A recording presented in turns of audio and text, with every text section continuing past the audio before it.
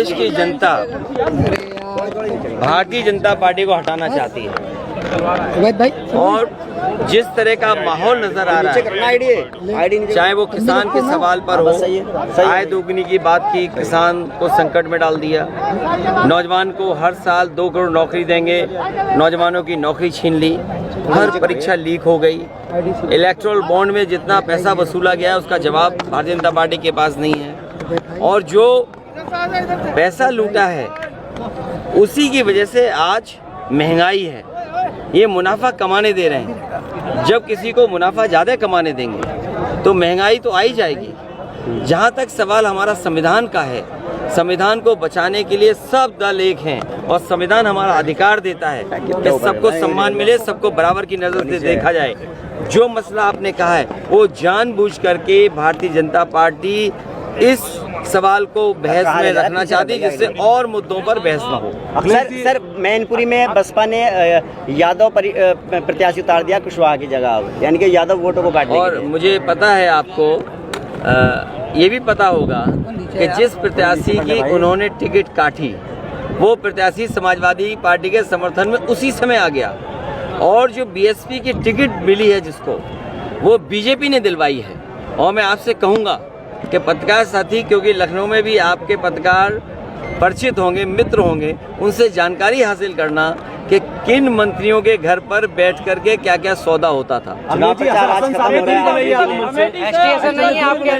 देखिए, हमें कमी तो खल रही है और कानूनी दावपेच में वो फंसे हुए हैं। मुझे उम्मीद है कि न्यायालय से उन्हें न्याय मिलेगा।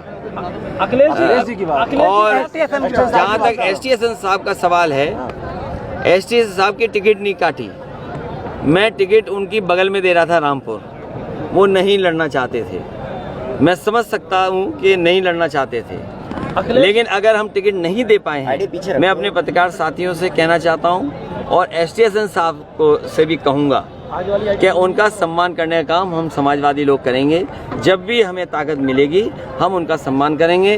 वो इस समय पर रुचि वीरा जी का, इंडिया गठबंधन का और समाजवादी पार्टी के प्रत्याशियों की मदद करें। पहले चरण में क्या इंडिया गठबंधन की आंधी है? पहले चरण में ही सफाया बीजेपी का दिखाई दे रहा है। जिस तरीके से किसान और हर वर्ग के लोग मुजफ्फरनगर, कैराना, सहारनपुर, बिजनौर, नगीना, मुरादाबाद, रामपुर में समर्थन दिखाई दे रहा है, इस बार बदलाव होगा और भारतीय जनता पार्टी का सफाया होना निश्चित। क्षत्रिय समाज विरोध कर रहा है भाजपा का, क्या कहना चाहेंगे? ये इसलिए भी कर रहा है कि उनको भी अपमानित किया। कभी किसी के सम्मान को ठेस नहीं पहुंचानी चाहिए, और हमारा संविधान कहता है कि आप किसी का सम्मान अगर है तो सम्मान उसका करना चाहिए।